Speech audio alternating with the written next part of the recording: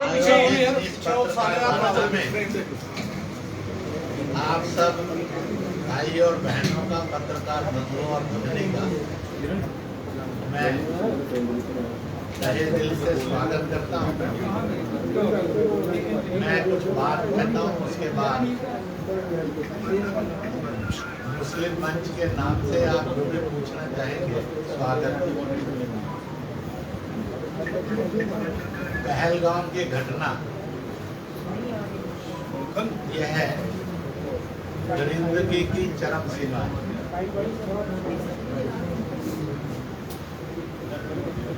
सारे देश में और दुनिया में रोष है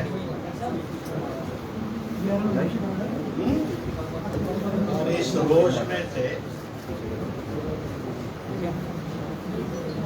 भारत ने भी कई मजबूत कदम उठाए हैं।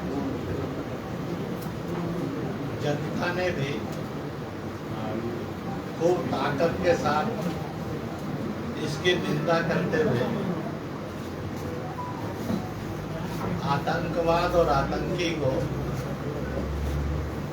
पाकिस्तान और पाकिस्तानी को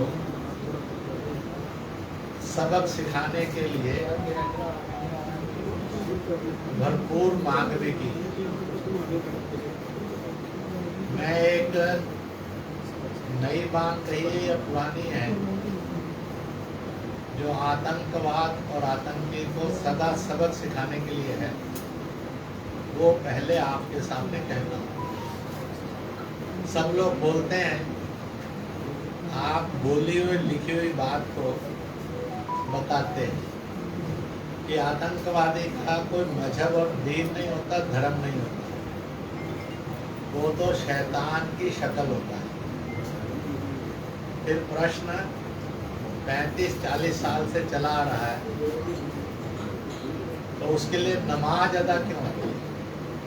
जैसी नमाज अदा होती है तो इस डिक्लेरेशन की धज्जियां उड़ जाती हैं, क्योंकि नमाज अदा होते ही तय हो जाता है कि इसका मजहब है, मजहब लेस नहीं है। तो मजहब नमाज नहीं होनी चाहिए। दूसरा, उसके जनाजे में लोग जाते हैं, तो जनाजे में जाना तय कर देता है कि उसका मजहब है। उसके साथ उसको कब्र मिलती है, तय हो जाता है कि उसका मजहब है। इसलिए आज अगर इस बात को लागू होना है तो जम्मू कश्मीर के और हिंदुस्तान के मुसलमानों ने पक्का तय कर लेना चाहिए, जब जब भी कोई आतंकवादी मरेगा, आतंकी घटना होगी, तो उसके लिए नमाज अदा नहीं होगी, क्योंकि उसका मजहब कोई नहीं है। उसके जनाजे में नहीं जाएंगे, क्योंकि उसका मजहब नहीं है। उसको जगह नहीं मिलेगी, क्योंकि उसका मजहब नहीं है। बल्कि ऐसे शैतान के द्वारा जिन निर्दोषों को मारा गया, तो अगर प्रेयर करनी होगी तो उनके मजहब के अनुसार करनी होगी, क्योंकि मारे जाने वाले का तो धर्म है, उसका कोई धर्म नहीं, ऐसा नहीं कहा जाता, उसका तो धर्म है। और जब वो इंसान है और निर्दोष है, तो उसके जनाजे में भी जाना चाहिए और उसको उसकी क्रिया के अनुसार अंतिम संस्कार भी करना चाहिए। मुझे लगता है कि ये कदम अगर 25-30 साल पहले उठ जाता तो जम्मू कश्मीर के और देश के ये दुर्भाग्यपूर्ण दिन आगे नहीं बढ़ते।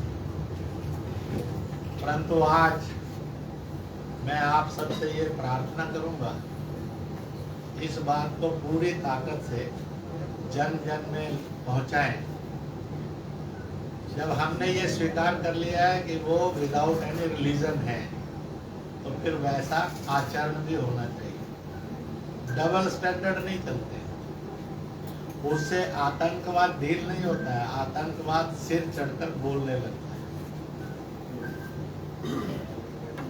इसी के साथ साथ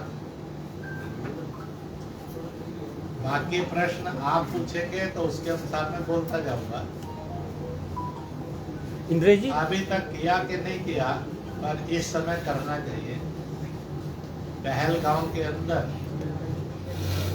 जो भी ऐसी घटनाओं की शहादतें हैं और पहलगाम के जो शहादतें हैं, इनका एक स्मारक बनना चाहिए।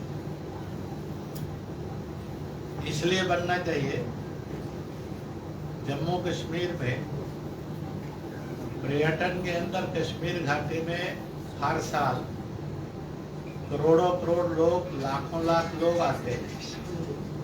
किसी एक पॉइंट पर सर्वाधिक जाते हैं, वो पहलगाम।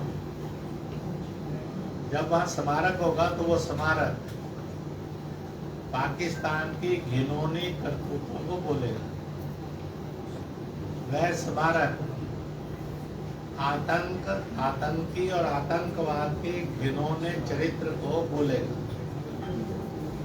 छोटे बच्चे को और बड़े बुजुर्ग को, किसी भी जाति दल मजहब का होगा, उसमें नेशन फर्स्ट नेशन लास्ट आएगा कि इन्होंने नेशन के लिए और धर्म के लिए बलिदान दिया है।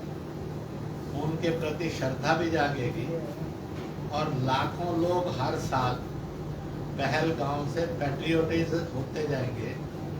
यह एक बड़ा चीज बनेगी जो आने वाले कल के अंदर अनेक प्रश्नों का उत्तर देने में सक्षम बनेगी।